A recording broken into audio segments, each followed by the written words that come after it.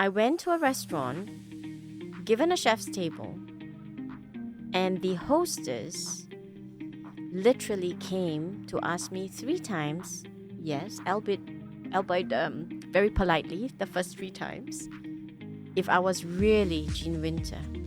But by the 4th time, when they asked me, how is it possible you are Jean Winter? They said it like that? Yes, how is it possible, quote unquote. There was one time when the broccoli was overcooked to mash. I literally mashed the broccoli gently with my fork, and I said, look at this is like baby food. So I said, can I please speak to the chef? And that was when Andrew took my girls and said, okay, I think we'll go now. We'll wait for you in the car. And Kira was like, oh my God, this is when I pretend she's not my mom. A very up-and-coming hip brand had approached me to be their consultant. But I was like, yeah, but it goes against every single value that I stand for. Technically, yes, I'll earn a lot of money from this project. But can I stand behind it? I can't. Because people go, wait, that Jean's consulting for them? How does that work? And I don't want to have to go through that drama, because in Dubai, there's enough drama.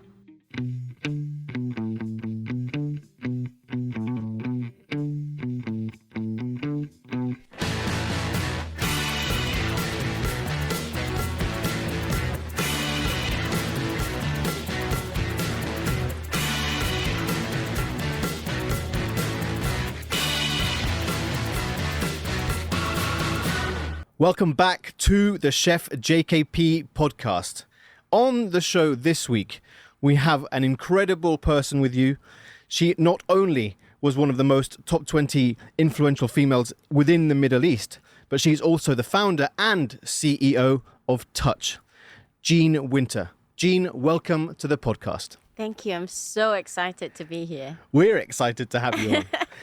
So, before we get on to anything else, you know you're onto a foodie podcast here. Yes. I'm going to smash you with this first question. Earliest food childhood memory? Ooh. I'm Asian, man. I think it has to be rice or fried bread fritters from the market, from the street store. Because that was my dad's favorite, still is. So earliest memories would be going with my dad after church to hunt for the fried bread fritters called yuchakwe. Oh, wow. In Asia. And so what's in these? It's basically, if you can imagine, fried dough sticks, which is crispy outside and it's full of air inside. So it's literally not even doughy. So you're literally biting into crunch, and then it becomes a thin layer of chewy dough. Wow. So it's delicious. Any sauce? No. You basically just eat it as it is, or my dad would dip it into coffee. I don't like it soggy, so I basically eat it as it is. Wow. And that was also probably it's not healthy because it's deep fried. However, that was also one of the first foods that I introduced to my kids, because my daughters grew up overseas. They grew up in Italy, but then again, you have focaccia, Italian focaccia. It's soaked in olive oil.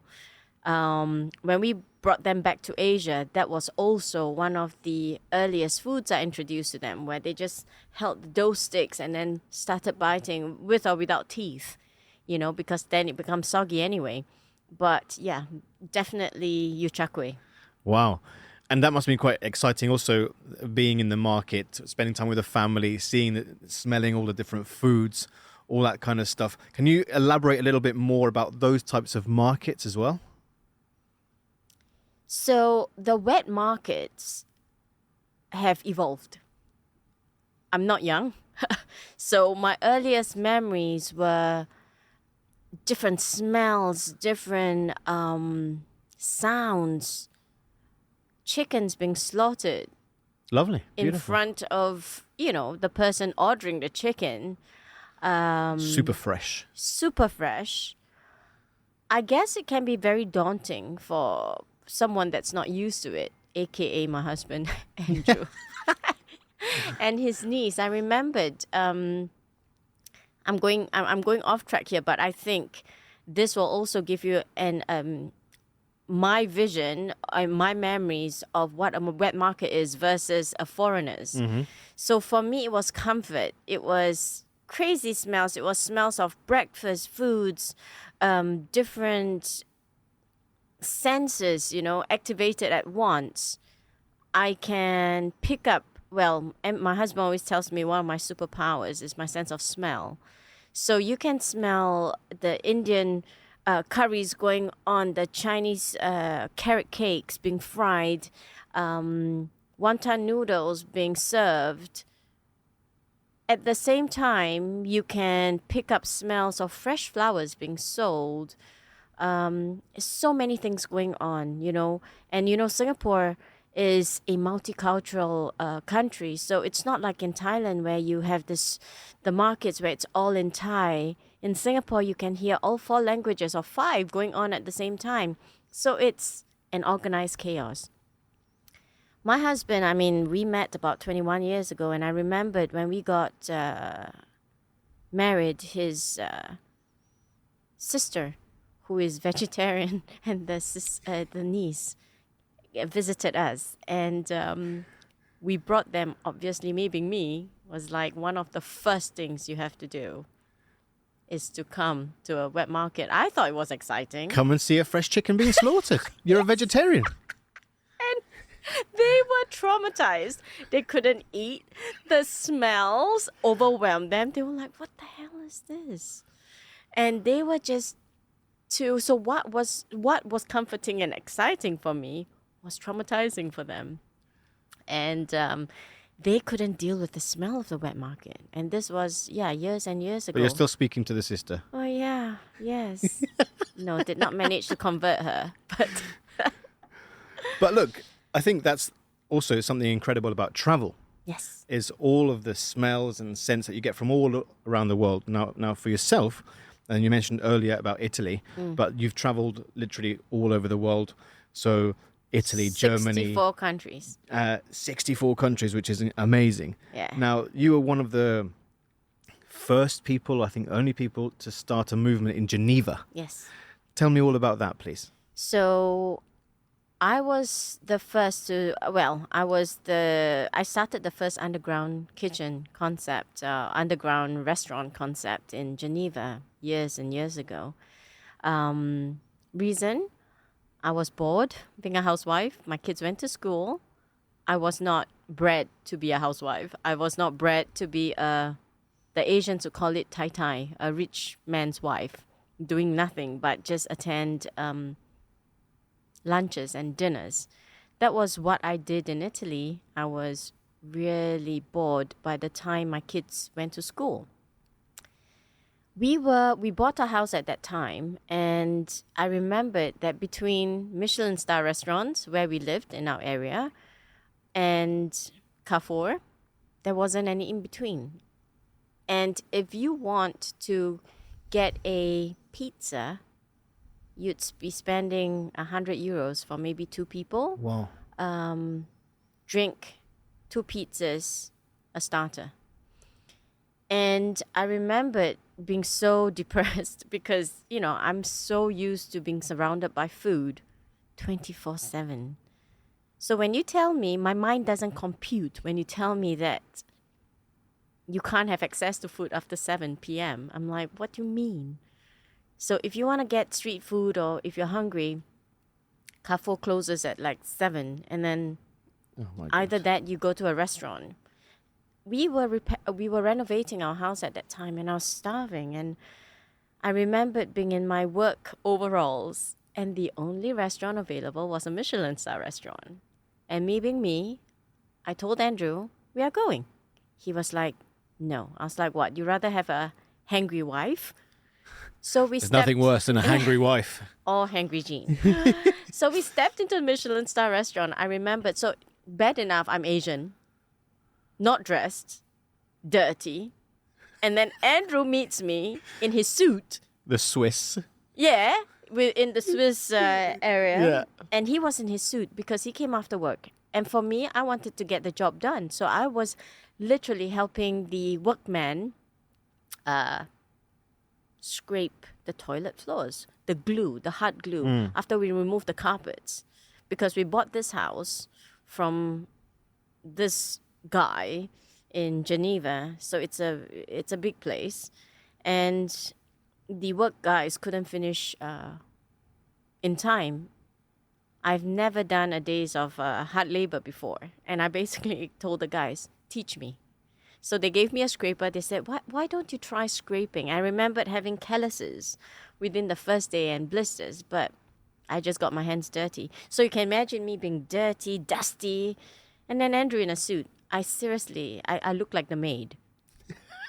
Story of my life, Jean looks like the maid because I was wearing flip-flops in a Michelin-star restaurant. And we had the dirtiest looks. And I remember telling Andrew, I'm going. We are paying for a service. They cannot reject us. Okay, fine. There are dress codes, but I'm starving. Anyway, we couldn't speak any French or very, very badly because we just arrived a few months before. We went in and they literally led us to the back of the restaurant so that we wouldn't you couldn't be embarrass seen. them. Oh my God. Yeah. So, those were my memories. And I remember telling Andrew that night, you know what? If I'm looking for food and I can't find accessible food, I'm going to do something. Andrew, he's used to my crazy ideas by now. He went, what are you going to do? I said, I don't know. And that was when I first started a takeaway service in Geneva. And Andrew at that time was already the general manager of a big shipping company. He was like, what do you mean you're doing a takeaway? I was like, I'm doing a takeaway. I said, I'm going to charge minimal fee. I'm going to cook. This was nearly 15 years ago. So there was no such thing as WhatsApp or no apps, okay? I mean, this was years ago. It was what, SMS? It was SMS or email. So what I did was to tell friends, I emailed 7 friends in the UN working at United Nations at that time, who happens to also be friends of my parents in the same school that we sent our kids to. And I said, you know what, if you guys are hungry, let me know. Just send me a SMS or call me and ask me what I'm cooking for dinner that night, and I'll tell you. And if it interests you, I'll pack up some food for you to take home. I remember charging 10 euros for a long time. And I asked my dad to send over, the chicken rice, the wax paper from Singapore. And my dad was like, what do you need that for? And I said, oh, I'm selling takeaways. He went, what? He went, what do you mean? I said, anyway, just send it to me, Daddy. And I would pack rice, a veg, an egg, and a meat for 10 euros per packet. Okay. And at that time, for that price, you can get probably a cold salad from Carrefour, from the salad counter. So I became, within 6 months, I had people from the UN, WHO, World Trade Organization, WTO, so word spread. And people would drive up my driveway. And the funny thing was, we actually bought this house that was hidden behind the tall hedges in the community, and it was the biggest house in the village. But nobody knew what was behind the tall hedges until we came. Because all they saw were cars driving up the driveway, picking up stuff. So people probably So you thought were I a was dealer? selling drugs. Yeah. And Takeaway dealer. hilarious. And people be like, why are there like diplomatic plates coming up this driveway Amazing. into this house? And I would literally pass them the packet. They'd give you an envelope. Not even an envelope. I don't even know what I did. And Andrew was like, oh my God, what's happening? He had no clue. And literally in 6 months, I had more and more people coming. Fridays and Saturdays were the busiest. And people started giving me more tips because they said, Jean, I can't believe, and me being Asian, I like to feed people. So instead of a small packet, I'll heap like rice and curries. And so they felt like they were paying me too little. So every time I said, okay, 40 euros for 4 packets, they'll give me 60. Wow. Or they'll Okay. give me 70 because they felt guilty giving me so little. And I remember mom and dad coming to visit because my dad was a banker. And my mom told my dad, leave her alone.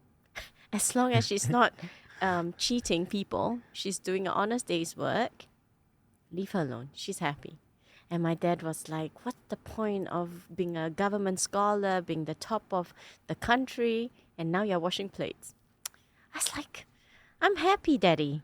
And I remembered as the business grew, people saw that we lived in a very big house. They said, why don't you open up your kitchen to invite people in as a restaurant? And I said, because I treasure my marriage.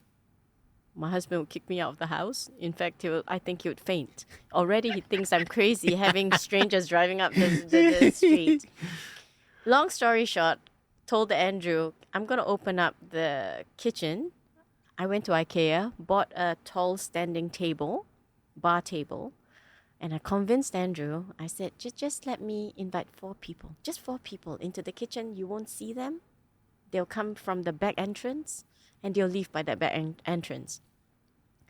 The girls, we had 2 daughters. I said the girls will not be in danger because they're in the main house. Yeah. That started like that. And then by another 2 months, it grew slowly into the dining table. So from the kitchen, they moved to the dining room. From the dining room, I opened up the living room because from 2 people, it moved to 4, 4 to 8, 8 to 10. And then soon I was hosting a lot of diplomatic dinners in my house. Oh my God. From the UN for up to 30 people. So I remembered having to move the living room furniture in front of the fireplace just to add in more tables. Andrew was like, what the hell are you doing? I was like, And then I used to have to hide the tables in the storeroom, in the garage, during the week. So it just started growing and it became the first underground kitchen concept for the VVIPs. I remembered one evening where, so for me, I've never asked who was coming for dinner. I just ask for names. I don't ask for positions. I ask for allergies, what they like to eat. And I've always said, I'm cooking my grandmother's meals. And what I did was to write a history. So my invite was always on email, sent out, because at that time there was nothing else, writing about a history of the food that I was going to cook. And that's it. My memories, childhood memories associated to each dish, what each dish represented in the Singapore history and culture. And somehow that gained traction within the UN. And then I had ambassadors coming. I had diplomats coming.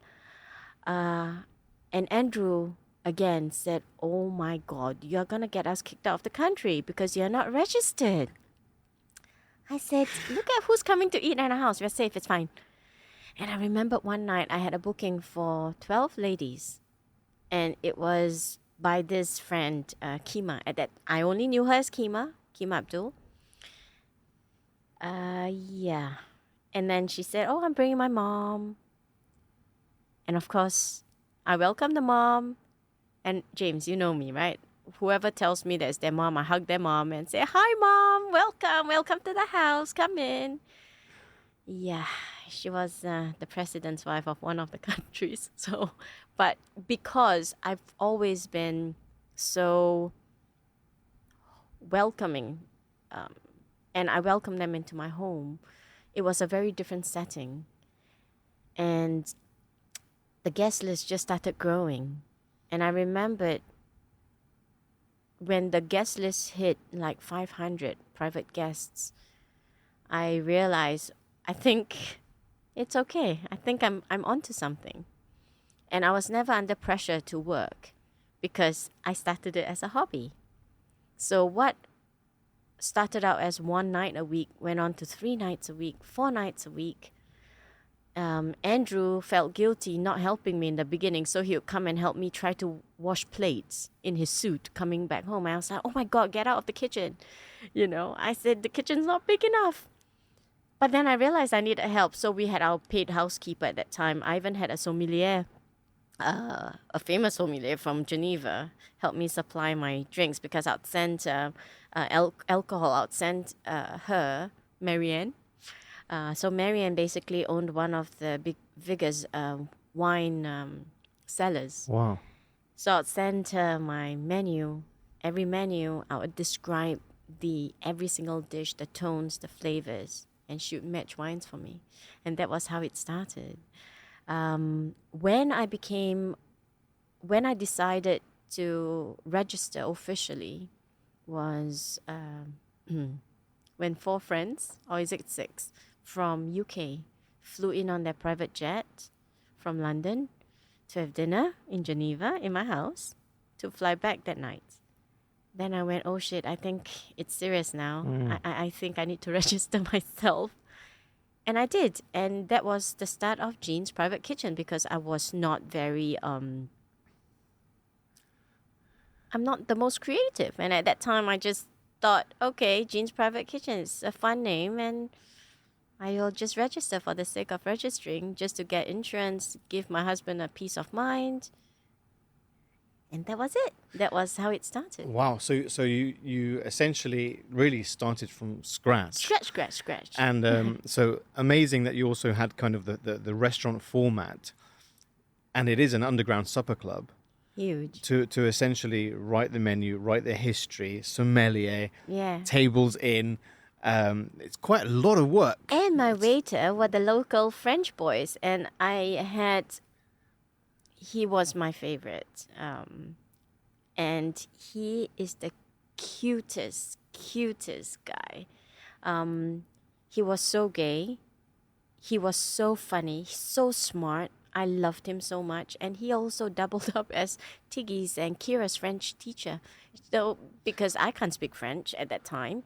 So I would pay him extra hours. He would take my kids horse riding and take them back to ride his horse, teach them French, help them with French homework, then came back at night and be my head waiter.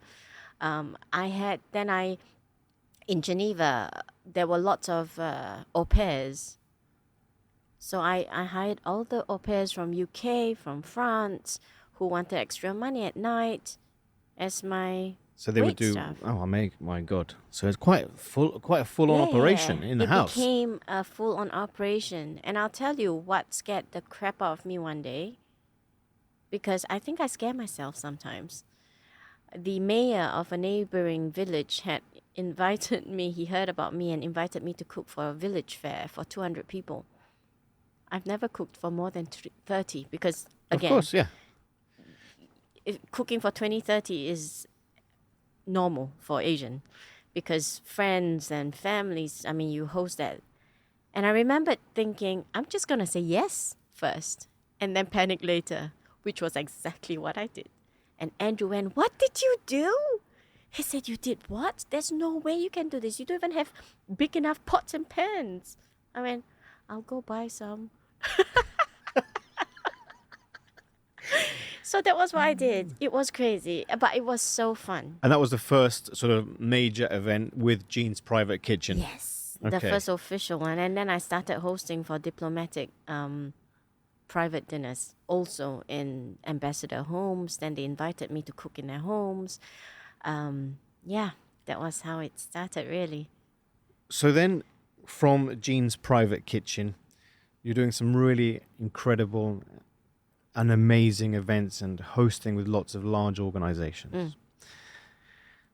What I'm also particularly interested in is, when did you start to review restaurants? When after the particular time of Jean's Private Kitchen and having that business and going into Michelin-starred restaurants all dirty, you obviously, and from all of your travels, you had quite a honed palate. Yeah.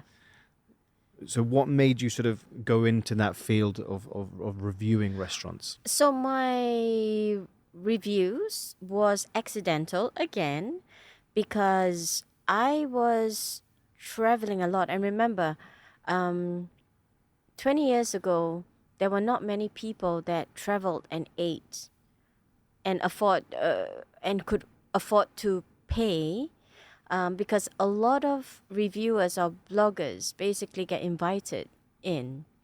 Whereas for me, I just love eating and we traveled a lot, so we just ate at a lot of places. But I soon realized that I like writing. So I penned down a lot of my thoughts at that time. And people just asked me for recommendations. Why? Because I was one of the few friends or people they know that have traveled to so many places. So it always starts with, hey, I'm going there next. I saw that you went. Where would you go and eat? And da-da-da. So to be honest, I started Jean's Private Kitchen on Facebook because Facebook started around my time in Italy. I'm not very good at social media, believe it or not. I have to learn. It doesn't come naturally to me. And I started writing. So now I don't even remember how many thousand followers I had for Jean's Private Kitchen, because I started the page called Jean's Private Kitchen. By the way, now I don't even have it anymore because it was what do you call it when someone hacks it? Okay, so yeah. And I don't know how to take it back. Okay. So Start a new one. I didn't. So I basically, I think this was a few years ago where they said it's been hacked. And so we went back. I didn't know how to take it back. And I was like, you know what? I've forgotten my password. So I didn't even know how to take it back. Anyway, so it started from that. And I started writing from there. And in Geneva, I started having followers from all over, which was crazy because in Geneva, it's very, very expat driven. So when it basically got up to I remember 50,000, I was like, oh my God, where did that come from? I don't even know any of these people. I started just writing my menus with very bad pictures. I couldn't even take proper pictures. I just literally took pictures of my Thai curry or my Singaporean chicken curry. And I was like, okay, this is dinner for tonight. And I'll describe what it's made of so that if people with allergies would order or not. And it was just very, very organic. Then it was by word of mouth. I used to send out recommendations by email. This was a long time ago. And of course, with Instagram, again, if you look at my Instagram page, it looks like I know what I'm doing. I really don't. But I started writing just my very personal views. And because a lot of my restaurant experience is paid for, I can say what I want because I'm an independent. And if it's good, it's good. And yes, flavors are very subjective.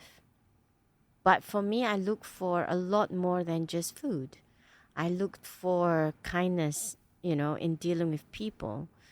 Whether you judge someone if they come in slippers. Because the hospitality world should be equal. About hospitality. It should be about kindness. It should be about welcoming you in to eat the food. But I've realized it's not that case. So some places serve you well based on what your name is, who you are, what you do, versus what they're supposed to do, which is to welcome you. And when I was doing my private kitchen, that was the reason why I never asked for position, occupation. I had no idea who has eaten in my house. Sometimes they'll go, hey, it was this ambassador that told us about you. I was like, oh, really? He's an ambassador? I had no clue. Because for me, if you are willing to pay to come and eat my food, I'm grateful. So you can be my neighbor. You can be the gardener. I don't care. Food should be equal. And how you must have had some amazing meals, inspirational meals. At the same time, you must have had some quite bad experiences. And because you're paying with your hard-earned money and you've been honest, so no one cares about the good reviews. Yeah. How have people, chefs or restaurateurs, reacted when you have given a negative review because of your experience? So when I write my reviews, what I'm always very, very careful of is that I remain very objective. I don't slam food or restaurant. I don't come across, I state facts. I'm very factual. So it's things that they cannot deny. So for example, I get bad service based on what was said. So for example, there was one booking where I don't look like a Jean Winter. Let's face it. I'm a Winter because of my husband. I went to a restaurant, given a chef's table, and the hostess literally came to ask me 3 times, yes, albeit very politely, the first 3 times, if I was really Jean Winter. But by the 4th time, when they asked me, how is it possible you are Jean Winter? They said it like that? Yes, how is it possible, quote unquote. I let it slide at that time, but the more I thought about it back home, I shouldn't have to explain I'm married to a Winter. What if I was adopted? There were many what ifs, and that for me is an issue. So I state it as it is. That I went in, my experience was, yes, she was kind. She asked me 3 times who I was. But by the 4th time, if you're asking me, and if I have to explain myself how I can be a Winter, that for me is verging on unprofessionalism. Mm-hmm. So things like this, I basically go very factual. It's not verging, Jean. It is. I know. But yes, exactly. So I'm very factual. So restaurants that have problems with my reviews can't fault it because I always explain in detail what my issue is. So if a dish is too salty, I say it's too salty. But I always make it a point to say, please, take it back and let the chefs taste it. And if the vegetables are overcooked, I remember, again, I won't mention restaurants. I remembered in front of the floor manager, I'm always polite. I'm never rude. So I'm always careful to be polite and kind. Even in my feedback to the staff. And I always make sure that I write what I tell the staff to their faces. So I will not, if I say something to you, I'll make sure that that's written in the reviews as well. I will not tell you something and write something else. So they can't say, oh, she was unfair. So for example, there was one time when the broccoli was overcooked to mash. I literally mashed the broccoli gently with my fork. And I said, look at this. This is like baby food. So I said, can I please speak to the chef? And that was when Andrew took my girls and said, okay, I think we'll go now. We'll wait for you in the car. And Kira was like, oh my God, this is when I pretend she's not my mom. And I literally went to the kitchen. I stood at the pass. I said, guys, I need you to look at this. Is this what got you into cooking in the first place? So I always go from a point of view of mentoring. I said it would have been passed through many hands before it reached the table. How can so many hands allow this to pass? I said, are you proud? If you screenshot this, would you be proud to say you produced that dish? And if it's not, then don't send it out. But on the other hand, Jean, did you get any sort of negative backlash from restaurateurs or chefs, or have they taken it in the way that because you're so constructive and kind, they've listened and gone, actually, you're right? Yeah. So 90% have been so appreciative. And this is how I have also ended up growing quite organically all my friendships with the restaurants and chefs. Because they said, our relationship with you is very different. You know, you don't give reviews to tear a restaurant down. You give reviews so that they can build. So I always also offer them, I'll go back. So if they reach out to me, I always make a trip back. And I always suggest ways they can improve. So I'm not one of those that say it's shit, it's bad, and then I walk away. For me, I'm a paying customer, and I always give steps in which you can improve. So I think that's the key, though, isn't it? Is giving the feedback in such a way that they take it, and honest, exactly. and kind, in a very, very kind manner. And so going back to that, you just mentioned about mentorship, and that's really what I want to discuss with you today, because you are the founder and CEO of Touch, which is an inclusive organization like no other. And that's one thing which is really important to me. It's really important to yourself, but I want everyone who's listening to this show to understand why Touch is so important in our community, not just within the UAE, but globally. I'm going to talk about Touch now in the context of food, because this is a food podcast. But for one, not just in the Middle East, I think that everyone can be a little kinder. Middle East has been, well, it is my second home for the past 7 years. And what's interesting was when I first came here, I realized that there were very distinct divides. First, you have the perceived divide between the Emiratis and the rest of the expats. And within the expats, there is a further divide between the majority of the Arab speakers and the rest of the expats. And then you have within the rest of the expats a further divide between the majority population, let's say the Indians, the Pakistanis, the Filipinos. Nobody, or very, very seldom, do people come together. So you see the Brits hanging out with the Brits. A lot. I'm not saying that this is all-encompassing. I'm saying that majority of the time you hang out with your own.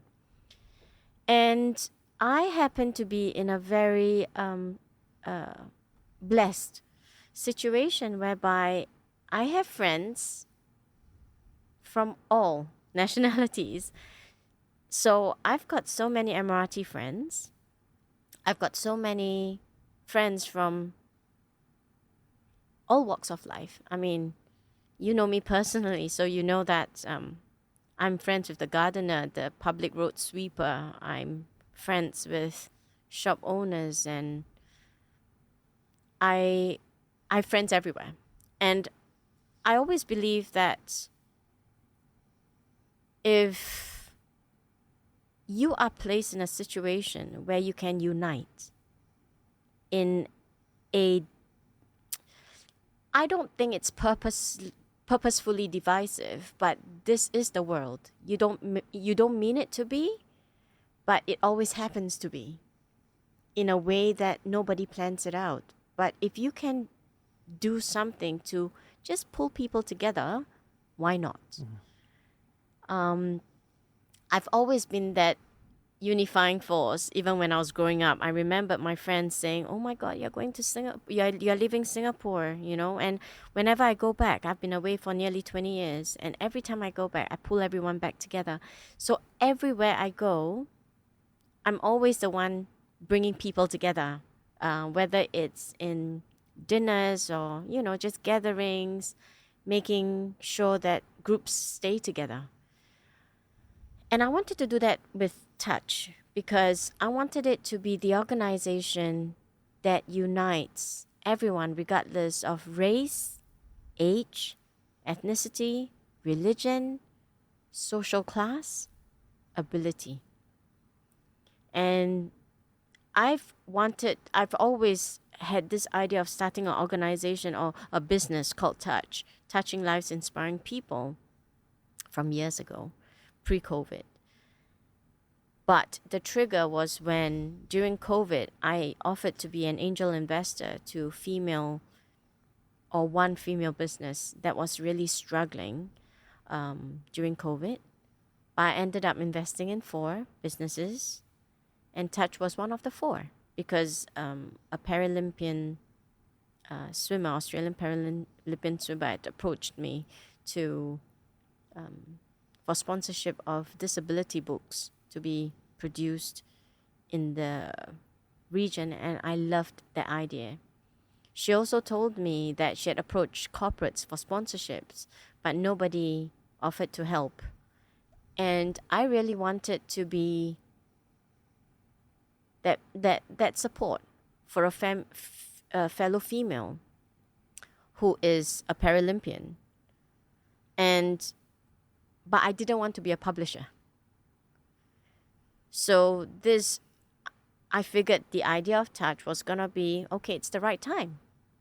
So it was birthed, and it helps that I've got many, many good friends in the region who believed in a similar vision. When I shared the idea, anyone that I spoke to said yes.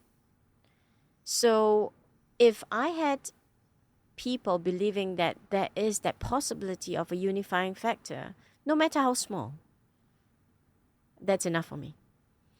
And we started so for me, Touch is very CSR focused. So a lot of businesses are profit driven. Whereas for me, CSR was birthed because someone asked me to sponsor disability books. That was my CSR. So it was and has always been CSR driven, and that will not change. Which means that even if I don't make money with that business, it's fine. I didn't want to call it a charity on purpose because I intend to make money for the people that needs the money. So for example, now we are in a project where food distribution, I can't reveal yet because it's up to them they will have to reveal it. But okay, maybe another example. Cypher Coffee has been a very good partner of Touch because they have their own design team. So one day I was speaking to the guys and I said, hey, why don't you use the drawings of our kids, our POD kids?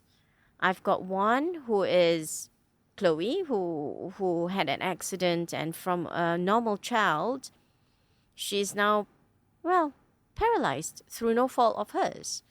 And we have Reem, who is a Down syndrome girl who is completely, absolutely talented, who draws insane pictures. So what they did was to basically put the drawing on the packaging instead. And now another bigger project is also with an even bigger food distributor, whereby I get the drawings of people with talent, but then I get them paid instead, So I try to support the people who are unseen. And it doesn't matter if you help one person one day, because that's enough. My vision has never been big, but somehow we have grown. So we started with 2 kids, and now we're 47. Wow, that's huge. Yeah. So and that's inspiring and inspiring their lives every day on a daily basis. We are there as if you come on Sundays, that's where we gather a lot at CrossFit. So our story started there. So I've always been very grateful to CrossFit Alliance for giving us that space to start the very first activity, free activity for people of determination. What started out as just a free activity has now evolved into their second family, because you see the same people turn up week after week in support. You see people bringing their friends, and I've seen kids forge friendship from Touch. So after Touch activities, it makes me so happy when parents message me and say, hey, guess what? We have arranged a play date between these 2 outside of Touch. And for me, that's what matters. The fact that I started uniting people and friendships are forged because they know that outside of their families, there is now another community out there who cares in various ways. You know, it can be a smile, a hug every Sunday, but this is what these families look forward to. For us, it's 1 hour a week, but for them, it's that 1 hour they look forward to. And the other thing, Jean, which is really particularly interesting, especially from a hospitality point of view, is that you also have this mentorship program with some of the top chefs and top restaurateurs in the country. Can you tell us a little bit about that? Yes. So for me, I always like to work top down.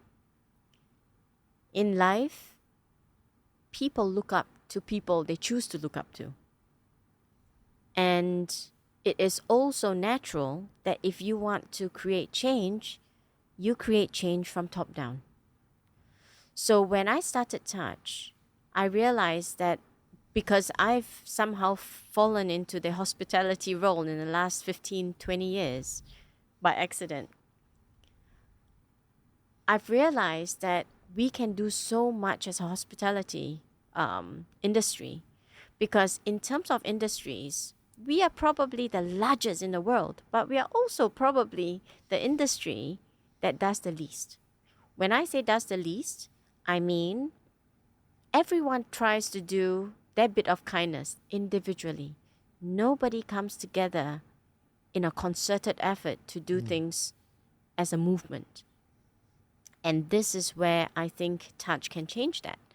So I spoke to a lot of friends in the hospitality world, and a lot of them are basically hospitality leaders and restaurateurs and businesses in the industry who, all I'm asking is this. I say, I might ask for a favor once in a while. I say, at the moment, a lot of restaurants give free dinners to bloggers. Okay, so everyone knows I'm not a big fan of bloggers because a lot of them, I'm not saying all, I'm saying that a lot of them, or influencers or whatever you call them, I'm too old for all this, right? They come and eat for free. But how much business do they actually bring back? Because that is the point of being an influencer or blogger, is to bring business back and not eat for free. Who needs your pictures, you know? And this is the point, and it drives me absolutely mental that people in our industry are not seeing that. Anyhow, I approached my friends in the hospitality world and said, look, instead of inviting bloggers, just give me one table, maybe once a year. Not for myself, but for a family that has never had the chance to eat out, or a family that might need it because they are undergoing so much stress from medical bills, and they may not, eating out might be a luxury. But the promise is that they treat my guests as equals. Some families may afford to wear something nice. Some families may not be able to afford something nice. But I want these families or my guests that I invite my friends to host to be treated as special as anyone else, regardless of how they look, regardless of where they come from, how they dress, how old they are, what religion they are, and just be treated special on that day. And that's it. And somehow it has gained traction, and I'm very, very proud to say that everyone has done their little bit to make the hospitality world a kinder place. And it's nice to see because families are happy, they feel special, restaurants and their staff feel special, having done something nice, you know. Sometimes for us, we get so busy with our everyday lives that people forget that being kind costs nothing. It really costs nothing. And not that people need reminding, but a lot of times people want to do good and be kind, but they don't know where to start. They think that they need something big to start. They don't. I think they do need reminding. Yeah. You know, I think they do. not to shove it down their throats, but I think in a world where everybody's so tied up with so many things, and the sign off for this podcast is called "Food is Memories," because for me everything is memories about food, Yes.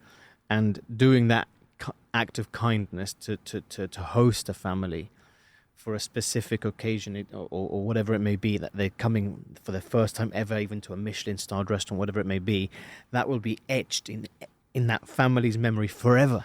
I'll tell you, for me, one episode of my life where food has really impacted and united more than what touch has done. And this was during my time in Hamburg. This was during the Syrian war, where there was hundreds of thousands of Syrian refugees arriving in Hamburg. We were living there at that time. So I was very involved in the Syrian refugee effort at that time, and I was the main sponsor for 2 camps. One with 350 and one with 200 people. How I chanced upon it was very accidental, because myself and 4 other friends from CrossFit decided, they too, after seeing that the refugees have arrived in Hamburg, decided to bring donations. But then we realized that nothing was done at that time so far. Anyway, I'll just fast forward. What happened is, what started out as a normal idea ended up having more than 17,000 volunteers. 17,000. So what became a normal voluntary effort became work. And I opened up my home to be the first kitchen to cook for volunteers, because we realized that we needed volunteers to give out donations. Sure. Because people think that they're doing good is clearing out what they don't need in their garage and then dumping it and say, I've done my good. 5 minutes. They drive there, drop it. Okay, who's going to sort it out? Someone has to sort it out. Someone has to do the work. So it started with Moritz, myself, a bunch of friends, and that movement grew as well. Someone had to sort out baby clothes, shoes, toys, toiletries, everything. I remembered, instead of play dates, my 2 kids at the age of 5 and 7 were sorting out toys. Clean toys, dirty toys. I got them to sort out shoes, books. I got them to be involved. So a lot of 2 years of my daughter's lives were in refugee, either camps, they followed me, or they were sorting out things. And we realized that we needed to retain people. People come to, again, do good for 1 hour, and then they leave because they needed to eat, they were hungry, there was no drinks. So I said, okay, I can do something about this. So we started like a table where I started cooking for the volunteers. So I said, okay, only people that have volunteered come and sort out stuff will get to eat the hot food. So I started cooking for like 100 people a day by myself in my kitchen. Wow. And I realized I needed help, because Andrew again was saying, oh God, you're crazy. What are you doing?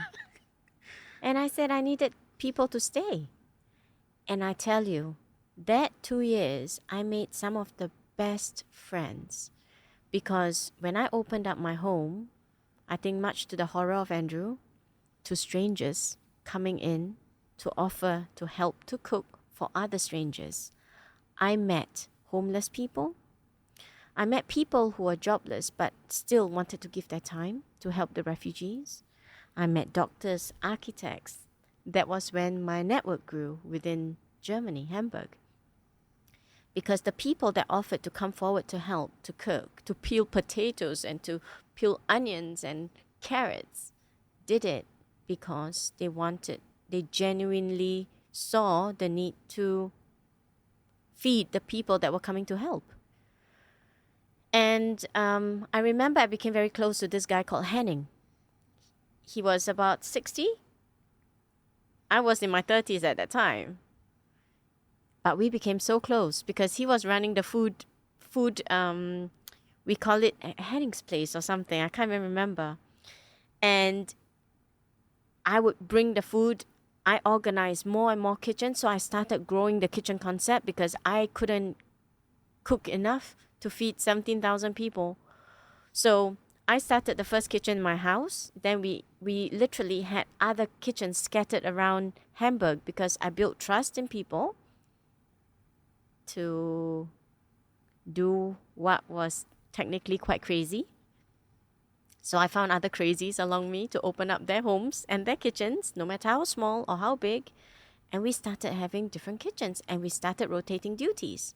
So every day we had people cooking for lunch, maybe I'll cook for dinner, and we rotated and we started having groups and groups of people cooking for the homeless, for the refugees, for the volunteers.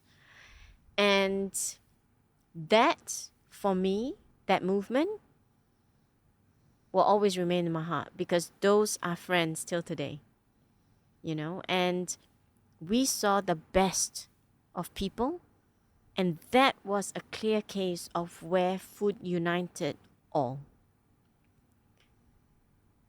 I still have one of my favorite pictures is of my daughter. She was so small, but we gave her books, or was it containers to stand on, something to stand on so that she could dish for the volunteers.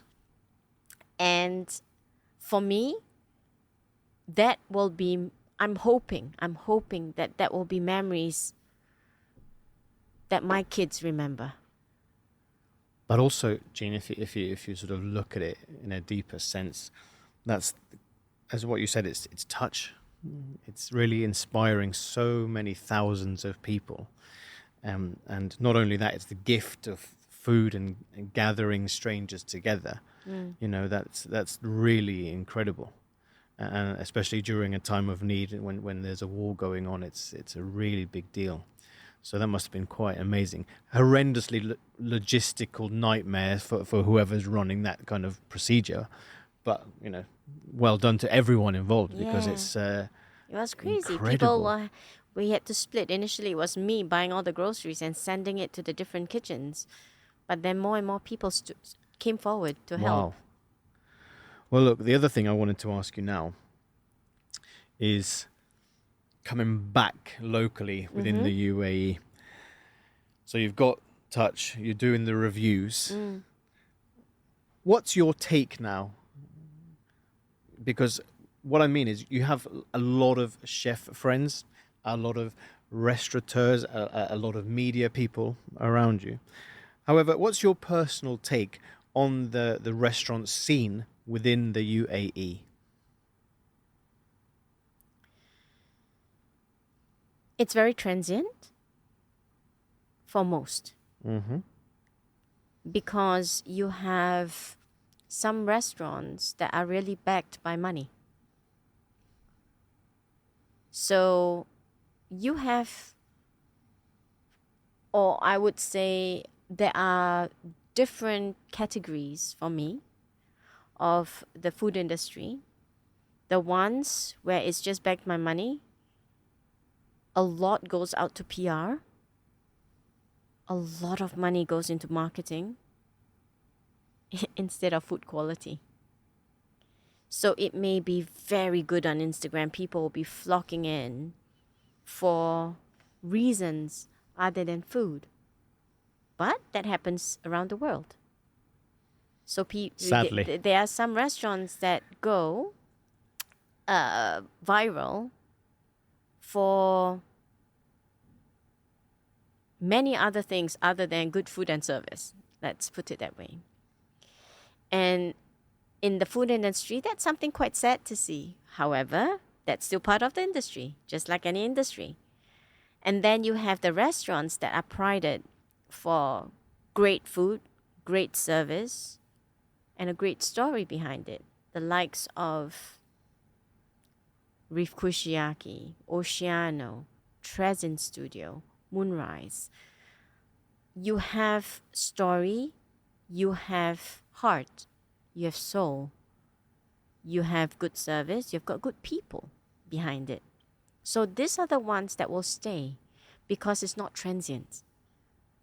People will go back despite, and okay, I've named some of the expensive restaurants, but let's look at the cheap options, the homegrown concepts that reach out more to the community. Again, you have the likes of Bait Mariam, which is definitely community-based. You have Streetery. You have a lot of restaurants out there that people will go back to because they are constantly evolving and wanting to evolve. And then you have the middle ground. People who are inexperienced, they plow in money. Chances are they will lose that investment, but they'll try the next one, the next concept.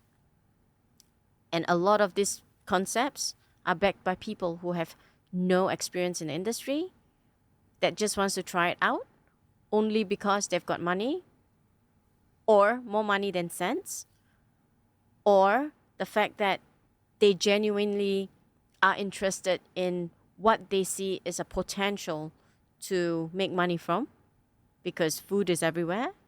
But they don't realize that Dubai food scene is very different from, let's say, the food scene in Asia or the food scene in Europe or US. Every country, every region is different.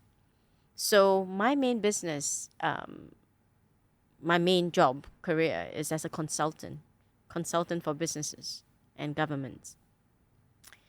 And that's where I always advise businesses that you cannot just go in blindly. You just can't call me and say, Jean, I've got the money. I want to set up in Saudi tomorrow. Okay, but what is the concept? What's driving you? What's the reason behind? Do you even have a chef that understands your ethos? Do you even have an ethos? Do you have what?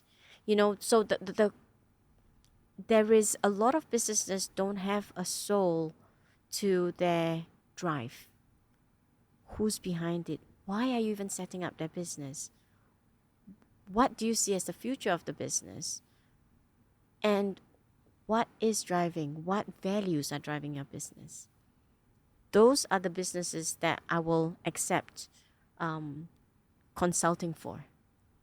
I've turned down so many. So I am, again, in the industry, people either like me or they don't like me because I'm very hard to read. Number one, because technically a lot of people work for money. But for me, whatever I do, the money goes back to community somehow in my various community projects. So I am in a very lucky situation where I can turn down more than I accept.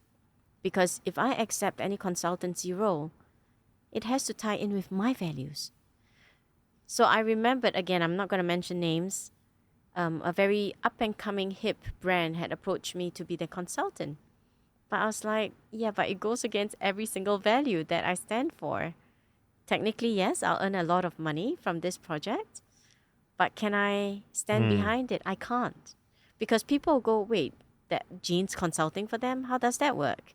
And I don't want to have to go through that drama, because in Dubai, there's enough drama without creating more drama.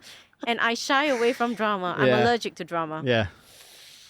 So look, now that we've got to the heart of everything, I want to get to the quick fire questions for you, Okay. which are real. They normally catch people out. Yeah. So first of all, Yeah. what was the meal that changed your life? Meal that changed my life in a good or bad way? Gosh, A good way. in a good way. Oh, that's a big one, that changed my life.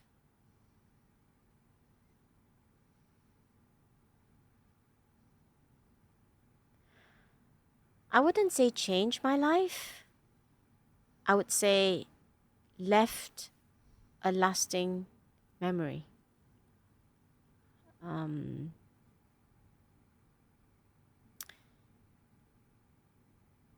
So I grew up, and there's many of this, but I'll just give you one example. I grew up following my mom and my dad on mission trips. So for me, going out doing outreach, community work is a norm. I grew up with that. The meals that impact me the most, like I said, it doesn't change my life because that would be a bit superficial for me. No meals will change your life, technically. I'm too black and white for that.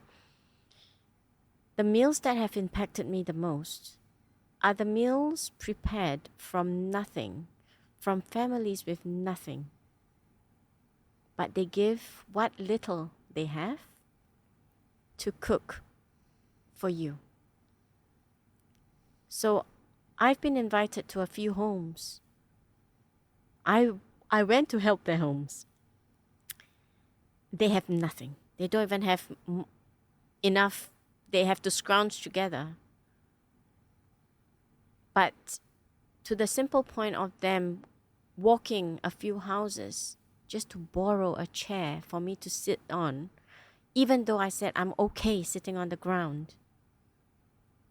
Taking what the rest of the world will view as dirty fabric, a dirty sari, dusted down, because for them, they felt bad inviting me to sit on a dusty chair, but to put that dirty sari over a dusty chair they borrowed from friends. For us to sit on, despite us saying, it's okay, I'm happy to sit on the ground. And giving us food where they borrowed probably from friends just to put something on the table to feed us. That impacts me. I don't normally drink soft drinks, but I remembered one of them was basically they don't even have clean water to drink. That's why I'm there to provide clean water for them. I don't know where they found a bottle of Sprite.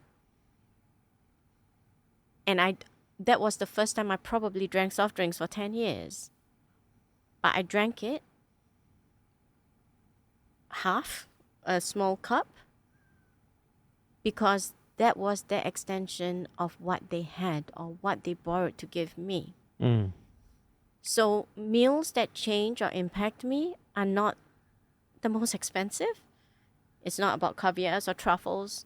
It's from the people who have nothing, who give me all they have and share what they have. Those change me. And that's what we're here to talk about. And it's true. No, I agree with you. You know, food memories, they're not always about the most expensive things. They're the things that come from the heart, which are invaluable.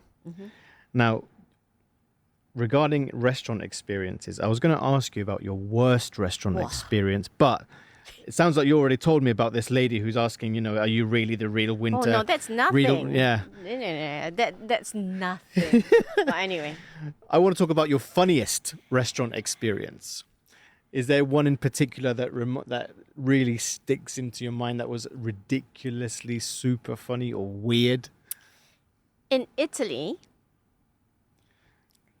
so the thing about the Italians is that because we lived in Italy for 5 years, and the Italians are very proud about their language. They are. So Italians, cheeky. Whether or not they can speak English, if you're in Italy, you speak Italian. Bad Italian, you still speak Italian. Well, I asked for... So meat is carne with the R. Dog is cane. Okay. We went, and between my husband and myself, I speak the better Italian then. I mean, now I still speak better Italian, but we was just picking up, learning the language. And I asked if there was any meat. And they looked at me in horror, and they said, no, perché, why? And I was like, what? But I just want to eat meat. I don't care what meat, chicken or beef. And I thought I said,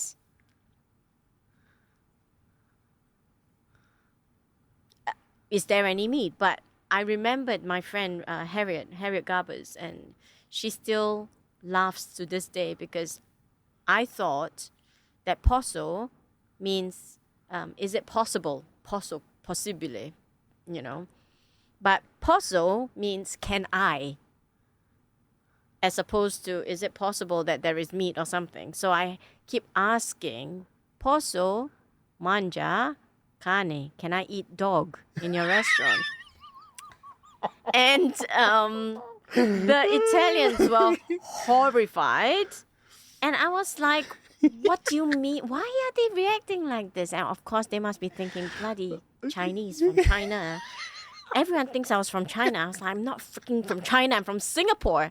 And let me tell you, when we lived in Italy, I was 7.5 months pregnant. This was nearly 20 years ago. There was no drop-down list for Singapore. Singapore was not on the list of countries. So I was not even able to go into the hospital to get my medical checkup because they kept insisting I was from China. And because of me being me, I refused to be from China.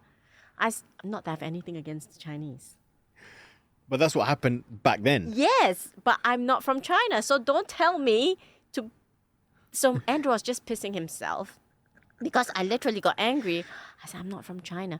But in the instance, I swear, they must have thought crazy Chinese from China asking to come to an Italian restaurant to eat dog. Incredible. And insisting I want dog, not fish. Oh, my Lord. So that was possibly... I like it. It's a good one. It's one of the best ones we've had on here so far. Top 3 culinary heroes.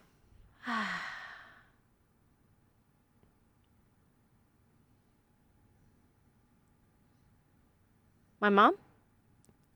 Always. Because she used food to touch. And I grew up seeing that. And without her introduction, or without her showing her love for food, for me, I would not be in this industry in the first place. She didn't use the most fancy ingredients, but she somehow managed to churn the most amazing meals that feeds so many. So growing up, I remembered her bringing back Bangladeshi workers. My dad nearly died from shock because I'll tell you this story, completely unrelated but still related to food. Chinese New Year, she saw on the news, literally on the news. She didn't tell me. I was living out. I was married to Andrew already. On the news, she saw that a construction site had burned down. And they interviewed this guy on TV, on the news, normal news, saying that he has lost the $500 that he has saved to send home, his life savings. I only found this out much later because that afternoon I got a call. Jean, can you go and do a errand for me? I was like, yeah. It's like, so that was Chinese New Year Eve, by the way. What happened was, all this happened 2 days ago. She didn't tell me or my brother. The last person she told was my dad, of course. She had gotten the address of the construction site, driven there herself to look for this guy that she saw on TV. She spent like 1 hour, 2 hours asking where is Masood, I think his name is. And they finally found him. So my mom gave him back the $500 that he lost and invited him back for Chinese New Year dinner. Now, Chinese New Year dinner is sacred, right, among the Chinese families. You only get your closest and dearest for the reunion dinner at night. That's why it's called the reunion dinner. Yeah, that afternoon I got a call. Jean, I need you to go and pick up someone from this place, and the address read Desker Road. I was like, Mom, Desker Road, where the transvestites are? I was in my 20s. I was like, Daddy will kill you. Are you sending me to a prostitute district? And this is, I'm Singaporean, right? You don't go to this kind of districts. It's not cool. As a young female. She said, bring Daniel with you, my brother. I was like, Daniel? I was like, what do you want? Who's there? She said, just go, look for this name. This is the address. I was like, Mommy. I said, I'm scared. She said, don't be a chicken and make sure you buy food. Okay, there's this guy that I want you to take back for Chinese New Year dinner. I was like, who is this guy? She said, you'll meet him. So I went with a name, no idea of where this place is. And my mom said, make sure you buy vegetables, rice, chicken, and buy enough food for a week. So Daniel and I went begrudgingly. We were like, oh my God, it's Chinese New Year. I didn't even tell my husband at that time. I said, Mom's sending me, because if I told Andrew I was going to Desker Road, he would faint. Anyway, we found the place. I walked up the stairs, and we live in a bubble, sad to say. And until that day, I've never walked up those stairs in that area where they housed workers. Anyway, we found him. And I think I was a bit traumatized. Thank God my brother was there, my younger brother, 7 years younger than me. And for the first time, I saw bunk beds. I saw how workers were made to live. And when we appeared with all the food, we realized they didn't even have a fridge. So all the raw fish and chicken that my mom made us buy, eggs, vegetables, had to be eaten immediately. So I was like, okay, keep the rice that can be kept, keep the vegetables that can be kept a few days without fridge. And then we basically gave out all the raw food. That day we brought that guy home for Chinese New Year. And you could see no one knew, because Mom was the eldest of the siblings. Then my grandma, and then of course my dad was there. There was silence across when we walked in, and Andrew was like, who's this? Who is this? I was like, I don't know. And we sat him down, and he had Chinese New Year reunion dinner with us that night. My dad was very angry with my mom. Not because she invited someone home, because they've been married for 47 years. I mean, I'm 47, so at that time, 30 years. My dad is used to my mom bringing back stray animals and humans, by the way. But he was upset that she sent us to a dangerous district without telling anyone. But these are the stories that, I grew up with. So these are also my memories associated with food. Crazy stories that are very different, because I came from a very different family. Because my mom is different. And I remember when Andrew married me almost 20 years ago, he said, please don't turn out like Mom. Mom, if you ever hear this, your son-in-law said that, the one that you favor over me, right? She said, please don't turn out like your mom.